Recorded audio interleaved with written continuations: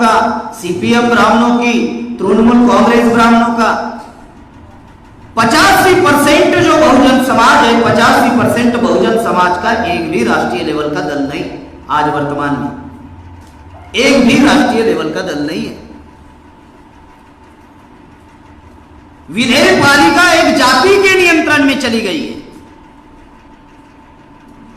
कार्यपालिका 72% IAS अधिकारी ब्राह्मण तथा तत्सम उच्च जाति के।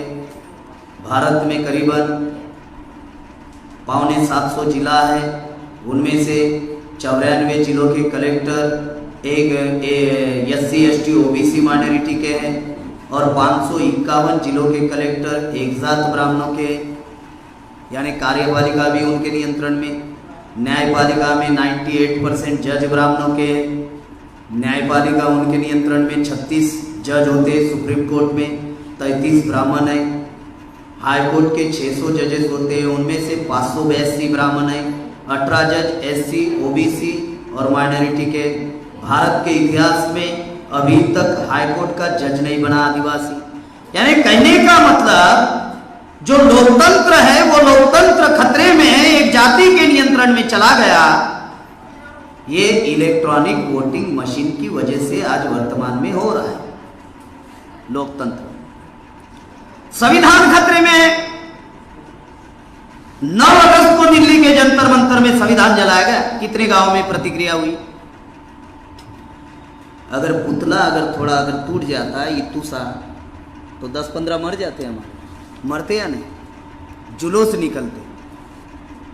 अगर बाबा साहब अम्बेडकर का, ये लाइव चल रहा है, बाबा साहब अम्बेडकर का अगर थोड़ा पुतला टूट जाता तो जुलूस निकलते, 10-15 बच्चे मर जाते। उसी बाबा साहब अम्बेडकर ने संविधान का निर्माण किया।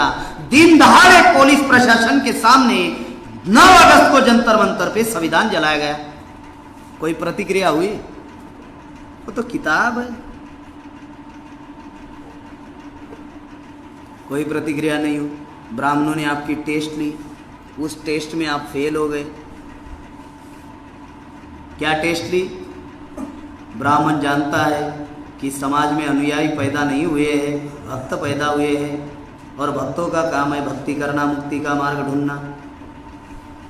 अगर अनुयायी होते तो प्रतिक्रिया होती, कुछ क्रिया करते। संविधान को जलाया गया। जो बातें आप लोगों को बताई जा रही इतनी गंभीर बातें हैं कि बाबा साहब अम्बेडकर जीवित थे और बॉम्बे के लोगों ने बाबा साहब अम्बेडकर की जयंती मनाई और बाबा साहब अम्बेडकर को बुलाया जयंती में कि बाबा साहब जयंती में आइए। तो बाबा साहब ने कहा मैं जिंदा हूँ और आप लोग जयंती मना रहे हो। मैं भक्त और अनुयायियों का डिफरेंस बताने के लिए आप लोगों को ये उदाहरण दे रहा हूँ। तो बाबा साहब ने कहा मैं अभी जिंदा हूँ और आप जयंती मना रहे हो, ऐसे कार्यक्रमों में मैं नहीं आता। तो बाबा साहब अम्बेडकर लोगों ने कहा कि पत्रक छाप चुके हैं, जनता वहाँ पर आने वाली है, अगर आप नहीं आएंगे तो लोग नाराज हो जाएंगे। बाबा साहब आपको आना होगा। बाबा साहब ने कहा एक ही बार आऊँगा, आखिरी बार आऊँगा, दोबारा ऐसे कार्यक्रम नहीं लगाना। 14 अप्रैल जयंती का कार्यक्रम। बाबा साहब खुद के जयंती में 14 अप्रैल में गए और लाखों लोगों के सामने बाबा साहब अम्बेडकर ने बॉम्बे दादर में एक बात कही कि मेरे नाम का जय जयकार करने के बजाय मेरा अधूरा कार्य पूरा करो और उसके लिए जान की बाजी लगा। ये बात तो बाबा साहब अम्बेडकर ने कही। मेरे नाम का जय जयकार करने के बजाय मेरा अधूरा कार्य पूरा करो, उसके लिए जान की बाजी लगाओ। अब किसी भी व्यक्ति का अधूरा कार्य कब पूरा किया जाएगा? जब उस व्यक्ति के पूरे कार्य के बारे में जानकारी हो, कौन सा कार्य बचा हुआ है, तब ना पूरा होगा। उसी कार्यक्रम में तरुण भारत का संपादक दत्रेय माडगोलकर नाम का एक पत्रकार बाबा साहब अम्बेडकर की मुलाकात लेने के लिए आया। उसने बाबा साहब अम्बेडकर को सवाल पूछा। 14 अप्रैल जयंती का कार्यक्रम, बाबा साहब ने भाषण दिया, जय जयकार मत करो। हमारे लोग लाखों नहीं, करोड़ों नहीं, 14 अप्रैल को अरबों खरबों रुपया देश भर में खर्चा होता है। पत्रकार ने जब बाबा साहब आम्बेडकर की मुलाकात लेने के लिए जब आए उस कार्यक्रम में, तो पत्रकार ने बाबा साहब आम्बेडकर को एक सिंपल सवाल पूछा कि मिस्टर आम्बेडकर, जिस समाज के लिए आपने इतनी जिंदगी लगाई, जिसके लिए आपके 4 बच्चे मर गए, बीवी मर गई, आपके आंदोलन की सफलता क्या है? एक सिंपल सवाल पूछा कि आपके आंदोलन की सफलता क्या है जिसके लिए आपने इतनी जिंदगी लगाई? बाबा साहब आम्बेडकर ने जवाब दिया, और जवाब देते हुए बाबा साहब आम्बेडकर ने कहा कि मेरे आंदोलन की सफलता है जिसके लिए मैंने जिंदगी लगाई। पहली सफलता बाबा साहब ने बताई कि जो समाज मरे हुए जानवर का मांस खाता था, जानवर भी उनको नहीं पूछता था, उस समाज में मैंने मान सम्मान स्वाभिमान पैदा किया। ये मेरे आंदोलन की पहली सफलता है। बाबा साहब ने दूसरी सफलता बताई कि जिस समाज को झाड़ू मारने के लिए नौकर भी नहीं रखा जाता था, उस समाज में मैंने विधायक और सांसद पैदा किए। बाबा साहब कह रहे।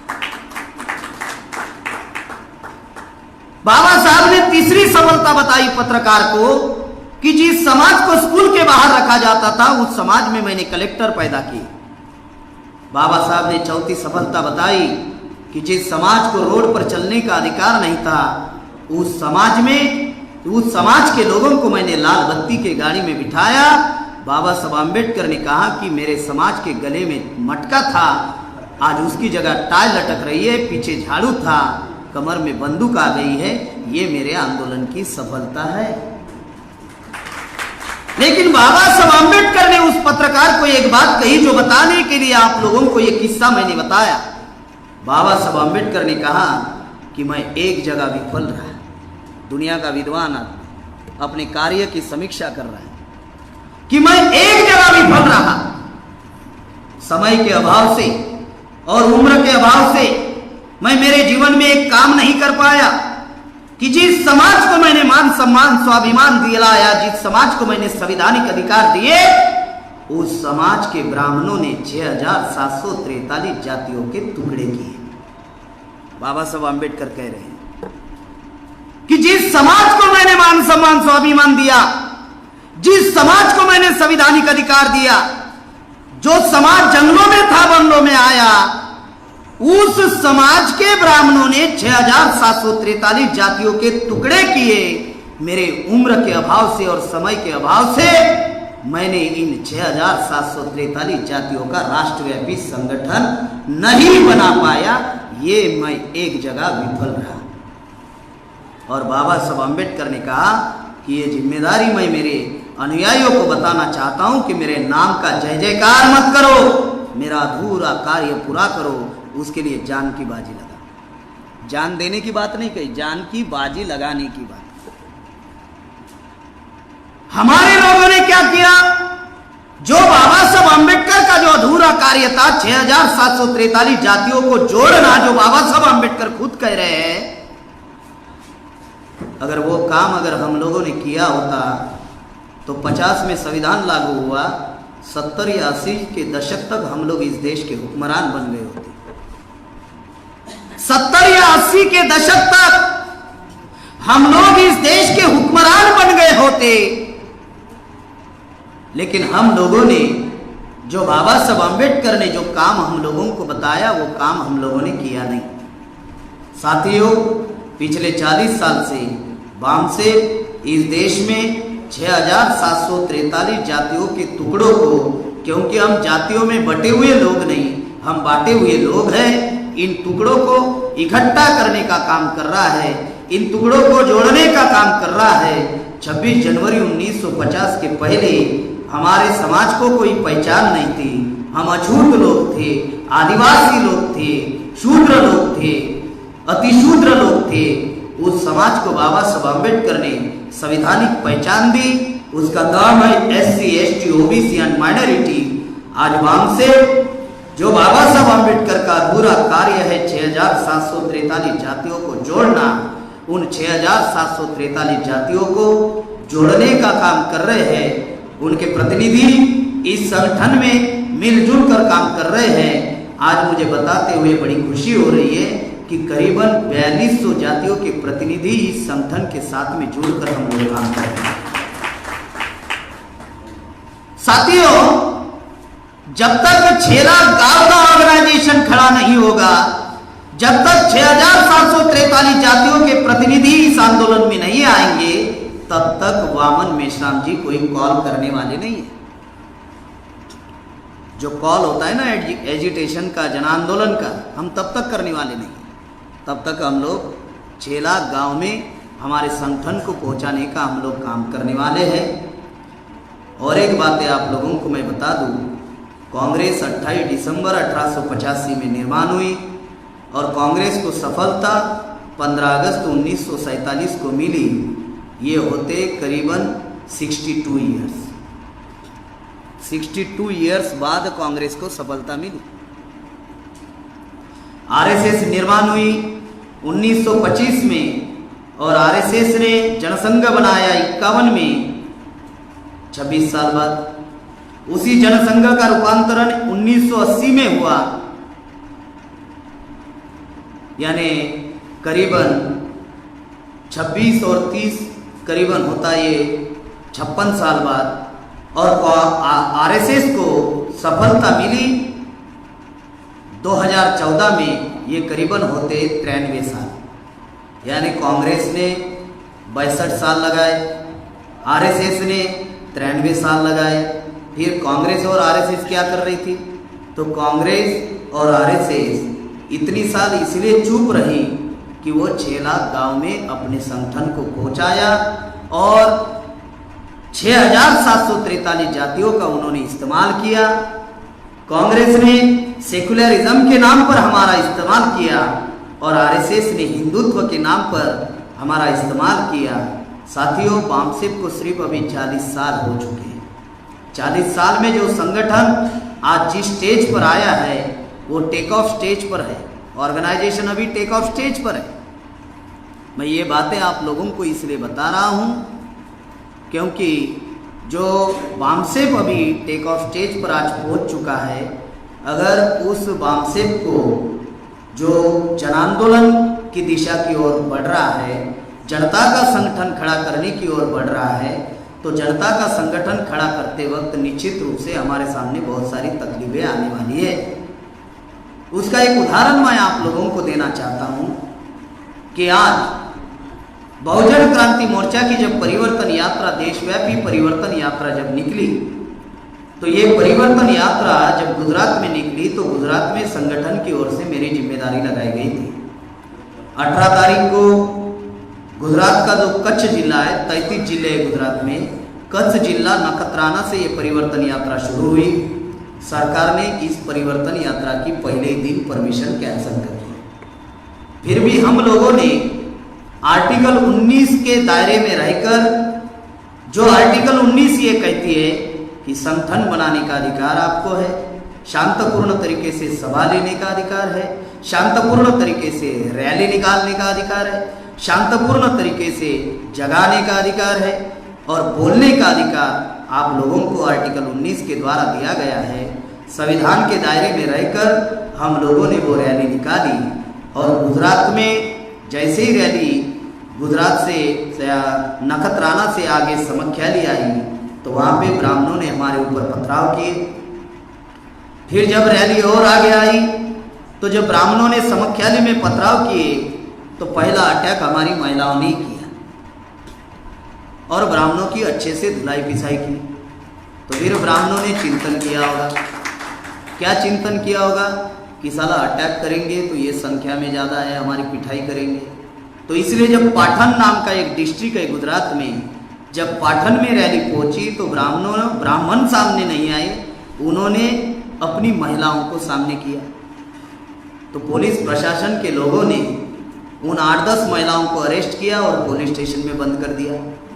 फिर उसके आगे जाकर जब रैली सिद्धपुर पहुंची तो सिद्धपुर में ब्राह्मणों ने ऐलान किया कि इस परिवर्तन यात्रा को हम आगे नहीं जाने देंगे। उस सिद्धपुर में 80% ब्राह्मण रहते हैं।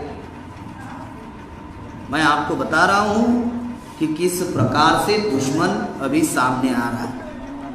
80% ब्राह्मण उस गांव में रहते हैं और वो हाईवे पर लगा हुआ गांव है।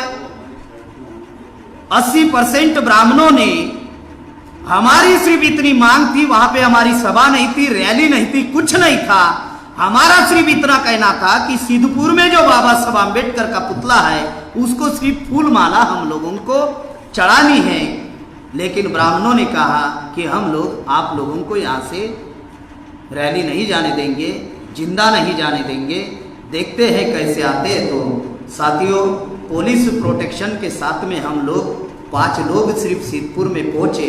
बाबा साहब आम्बेडकर के पुतले को फूल माला चढ़ाकर हम लोगों ने मानवंदना दी और ब्राह्मणों ने हमारा विरोध किया। बहुत बड़ा विरोध था, करीबन 250 पुलिस थी और करीबन 55 कमांडोज थे और मैजिस्ट्रेट भी वहाँ पर उपस्थित था। मैजिस्ट्रेट को कब बुलाया जाता है ये माइक पर बताने की ज़रूरत नहीं, हमारे लोग बहुत डर जाते हैं। मैजिस्ट्रेट को तभी बुलाया जाता है जब एक्शन लेनी होती है। फिर वहां से जब रैली हमारी सूरत पहुंची, सूरत नाम का एक जिला है, बहुत फेमस जिला है, तो करीबन वहां पे 100-150 पुलिस और डीवाईएसपी के नेतृत्व में हमारा काफिला रोका गया और हम लोगों को डिटेन किया गया। हम लोग पुलिस स्टेशन चले गए, दिन भर हम लोगों को बिठा कर रखा, रात के 8:30 बजे वहाँ से छोड़ा। फिर दूसरे दिन हमारी रैली सूरत से शुरू हुई और जैसे ही रैली सूरत से शुरू हुई और गांधीनगर पहुंची, तो गांधीनगर पहुंचने के बाद हमारी रैली को फिर से उन्होंने डिटेन किया, फिर से हम जेल गए। फिर उसके बाद में जो तकलीफें हमारे सामने आती थी उनको रोकने के लिए मान्यवर वामन मेश्राम जी ने ऐलान किया कि 22 तारीख को हम लोग जेल भरो आंदोलन करेंगे। पूरे देश भर में तैयारी हुई जेल भरो आंदोलन की। 22 तारीख को जेल भरो आंदोलन की तैयारी हुई, मेश्राम साहब ने ऐलान किया। और जब जेल भरो आंदोलन के लिए जब वामन मेश्राम जी और मैं जब साथ में मिलकर हम लोग जा रहे थे, तो चांदखेड़ा नाम का एक पुलिस स्टेशन है अहमदाबाद में, वहाँ पे जेल भरो करने का ऐलान साहब ने किया था। शांतपूर्ण तरीके से लोग इकट्ठा हुए और सारे लोग वामन मेश्राम जी के नेतृत्व में जेल भरो करने वाले थे। जैसे हम लोग पुलिस स्टेशन के पास पहुंचे तो पुलिस लोगों ने लाठीचार्ज करना शुरू किया, यानी लोगों को भड़काना शुरू किया और हम लोगों को अरेस्ट किया और हमारे ऊपर यानी बेवजह बेफालतू आर्टिकल सेक्शन हमारे ऊपर लगाए गए, जिसमें 332 भी है। ऐसे बहुत सारे आर्टिकल्स उन्होंने लगाए। 24 घंटे हम लोग कस्टडी में रहे। देश का इतना बड़ा नेता, बहुजन समाज का, आज मुझे नहीं लगता उनकी तुलना में कोई बड़ा नेता होगा, ढूंढकर भी नहीं होगा। नाम बताओगे तो भी मैं जानता हूं। मैं यूपी में ही रहता हूं, लखनऊ में मेरा सेंटर है, वहीं से ऑल इंडिया घूमता हूं छात्र संगठन खड़ा करने के लिए। साथियों, इतने बड़े देश के नेता को अहमदाबाद की ऐसे कस्टडी में हम लोगों को रखा गया जो कस्टडी गई गुजरी थी। ऐसे कस्टडी में हम लोगों को 24 घंटे उन्होंने रखा और 24 घंटे के अंदर कोर्ट में प्रेजेंट करना होता है। और जब 24 घंटे के अंदर उन्होंने हम लोगों को प्रेजेंट किया तो साथियों, जो हमारे सुप्रीम कोर्ट के और देश भर से जो लॉयर वहाँ पर आए थे, उन वकीलों ने आर्गुमेंट के दौरान बहुत सारी चीज़ें कही और हम लोगों को जमानत मिली। जमानत मिलने के बाद वामन मेश्राम जी पंजाब में गए परिवर्तन यात्रा में और मैं उत्तराखंड आया। कल मैं आपके उत्तराखंड में पहुंचा। आज ये परिवर्तन यात्रा शुरू हुई। अगर बीवीएफ यानी बामसेफ वॉलंटियर्स फोर्स और महिला अगर परिवर्तन यात्रा में अगर नहीं होते तो शायद उन लोगों का पूरा प्लान था कि वामन मेश्राम जी को, उनका पूरा प्लान था, शायद ऐसी कुछ अनहोनी घटना वो कर सकते थे। लेकिन जो महिला संगठन हमारा था इतना मजबूत था और हमारी बीवीएफ फोर्स जो थी, बामसेफ वॉलंटियर्स फोर्स, और इस वजह से वामन मेश्राम जी बहुत बचे, नहीं तो कुछ भी हालत वहाँ पे खराब इतनी गंभीर थी कि कुछ भी हो सकता था, ऐसी स्थिति थी।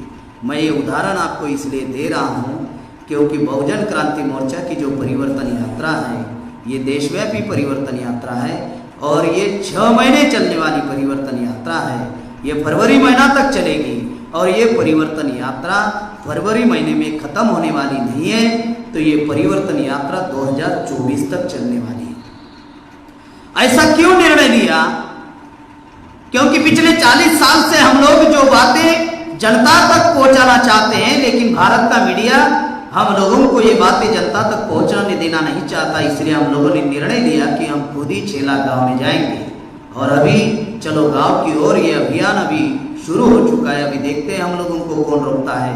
2024 तक हम लोग छेला गांव में हम लोग पहुंचने वाले हैं। थोड़ा कुछ पेशेंस रखना होगा, ज़्यादा नहीं, थोड़ा पेशेंस रखना होगा। किसी भी परिस्थिति में हम लोग छेला गांव कवर करने वाले हैं और हमें पता है हमारे पास उद्देश्य है, हमारे पास उद्देश्य है जो बिल्कुल क्लियर है। हमारे पास विचारधारा है जो जिसमें कोई मिलावट नहीं है। डायरेक्ट विचारधारा है 1585 की। हमारे पास जो पॉलिसी है, जो लीडरशिप है और जो साधन और संसाधन है, उस आधार पर 2024 तक हम किसी भी परिस्थिति में छेला गांव में पहुंचने वाले हैं। ये जो परिवर्तन यात्रा जो है, ये परिवर्तन यात्रा लोकतंत्र बचाने के लिए, संविधान बचाने के लिए आज वर्तमान में संविधान खतरे में है, क्योंकि संविधान में बहुत सारे अधिकार हैं। 15(4), 16(4) में नौकरी का अधिकार है। बगैर संविधान को हाथ लगाए नौकरियां खत्म कर दी, प्राइवेटाइजेशन आया, नौकरी खत्म हो गई। फिर आर्टिकल 21 335 में शिक्षा का अधिकार है, तो बगैर संविधान को हाथ लगाकर शिक्षा महंगी कर दी। आज डॉक्टर बनना है 50 लाख रुपए रेट है, एमडी बनना है 1 करोड़ 2 करोड़ 3 करोड़ रेट चल रहा है। यानी क्लास 1 से लेकर 8वीं तक एग्जाम खत्म कर दी। जब एग्जाम खत्म हो गई तो बच्चों में मेरिट डेवलप नहीं होगा, मेरिट डेवलप नहीं होगा तो वो बच्चा स्ट्रांग नहीं होगा। यानी इधर मेरिट खत्म कर दिया और उधर कॉम्पिटेटिव एग्जामिनेशन रखा। साथियों, संविधान में बहुत सारे अधिकार है, लेकिन वो संविधान को क्यों खत्म करना चाहते हैं ये समझना हमारे लिए बहुत जरूरी है कि आखिरकार वो संविधान को खत्म क्यों करना चाहते हैं, संविधान ने उनका क्या बिगाड़ा है। हमारे एक साथी ने कहा कि बाबा साहब आम्बेडकर ने ब्राह्मणों को भी आरक्षण दिया, वो भी 50% आरक्षण ले रहे हैं, ये बाबा साहब की देन है। मैं ये जो लाइन उन्होंने कही, इस लाइन को थोड़ा मैं क्लियर करना चाहता हूँ। संविधान में इस प्रकार का रिजर्वेशन नहीं है। संविधान में रिजर्वेशन है जिसकी जितनी संख्या भारी उसकी उतनी हिस्सेदारी। अगर 3.5% ब्राह्मण है तो 3.5% ब्राह्मणों को मिलना चाहिए, 50 नहीं। वो तो कब्जा किया हुआ है उन्होंने, 50% कब्जा किया हुआ है। हमारा इंटरप्रिटेशन अगर कहीं पर गलत हो रहा है तो उसको हम लोगों ने तुरंत सुधारना चाहिए। समाज के सामने गलत इंफॉर्मेशन नहीं जानी चाहिए। संविधान में बाबा साहब आम्बेडकर ने कहा जिसकी जितनी संख्या भारी उसकी उतनी हिस्सेदारी। ब्राह्मण 3.5% है, उसने 3.5% लेना चाहिए। हमारा कोई बात नहीं, अगर वो 3.5% लेता तो ये झगड़ा ही नहीं होता। ये वाद इसलिए है कि जो लोग इस देश के मूल निवासी नहीं है, जो विदेशी है, संख्या में अल्पसंख्यक है, 3.5% है, विदेशी है और 79% प्रतिनिधित्व लेकर बैठे। क्षत्रिय भारत में 6% है और शासन प्रशासन में 0.78% है, यानी क्षत्रियों का भी चुराया। वैश्य भारत में 5.5% है और शासन प्रशासन में सिर्फ 0.38% है, यानी वैश्यों का भी चुराया। यानी जो ब्राह्मण हैं उन्होंने अपने भाइयों का ही चुराया है। हम तो दूर के लोग हैं, उन्होंने अपने भाइयों का ही चुराया है। चुराया ही नहीं बल्कि क्षत्रिय को भी, क्षत्रिय की भी राष्ट्रीय पार्टी बनने नहीं दिया, वैश्यों की भी राष्ट्रीय पार्टी बनने नहीं दिया। अकेले 3.5% ब्राह्मणों की 5 राष्ट्रीय पार्टियां है और 79% उनका प्रतिनिधित्व है। ये असमानता का मामला है, ये गैर बराबरवादी मामला है। और साथियों, वो लोग संविधान को इसलिए खत्म करना चाहते हैं क्योंकि संविधान में बाबा साहब आम्बेडकर ने एक ऐसी आर्टिकल्स बनाई जिसके लिए ब्राह्मणों की तकलीफ हुई है, और वो आर्टिकल है 13। बाबा साहब आम्बेडकर ने आर्टिकल 13 में बाबा साहब आम्बेडकर ने कहा कि हजारों सालों का ब्राह्मणों का धर्म ग्रंथ धर्मशास्त्र बाबा साहब आम्बेडकर ने आर्टिकल 13 में हवा में उड़ा दिया। हजारों सालों का धर्मशास्त्र जो गैर बराबरवादी था, जो विषमतावादी था, बाबा साहब आम्बेडकर ने आर्टिकल 13 बनाई और वो धर्मशास्त्र हवा में उड़ा दिया। जो बात आपको बता रही, इस वजह से उनको ये तकलीफ हो रही है और इसलिए वो संविधान खत्म करना चाहते हैं। साथियों, एक भूदेव नाम का संगठन है ब्राह्मणों का गुजरात में। उस भूदेव नाम के संगठन ने बहुत प्रेशर लाया, लेकिन पुलिसों ने उनकी बात नहीं मानी।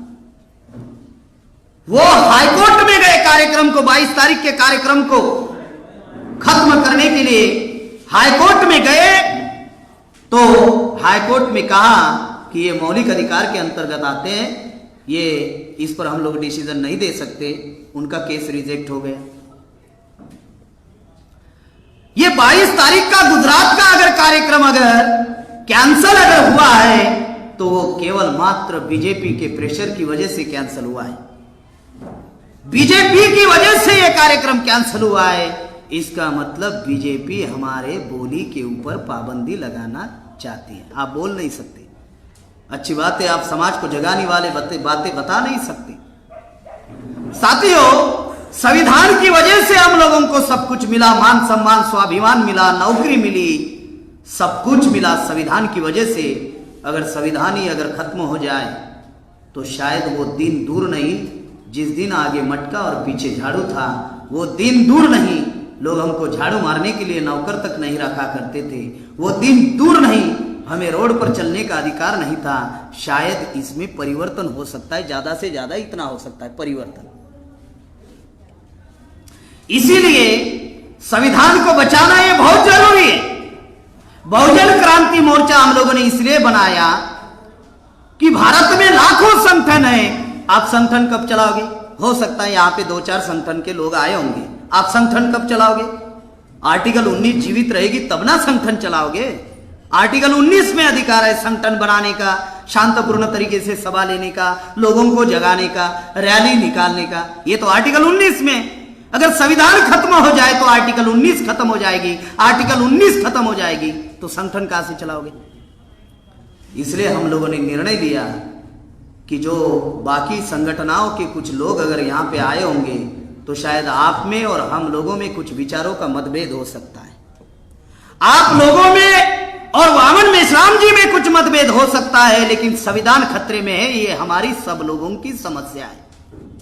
इस बिंदु के ऊपर हम लोगों ने इकट्ठा आना चाहिए, और इकट्ठा आने के लिए, एक मंच पर आने के लिए, केवल संविधान को बचाने के लिए।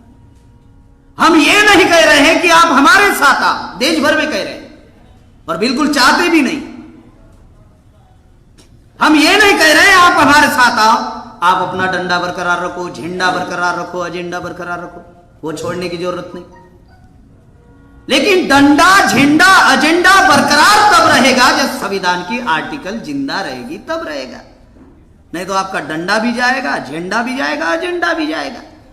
तो इसीलिए अगर आपको लगता है आपका डंडा, झंडा, एजेंडा और हमारा डंडा, झंडा, एजेंडा अगर इकट्ठा आ जाए तो शायद हम लोग संविधान को बचा सकते हैं। और बचाने के लिए ये मंच बनाया गया जिसका नाम है बहुजन क्रांति मोर्चा। ये लाखों संगठनों को इकट्ठा करने का कार्यक्रम है।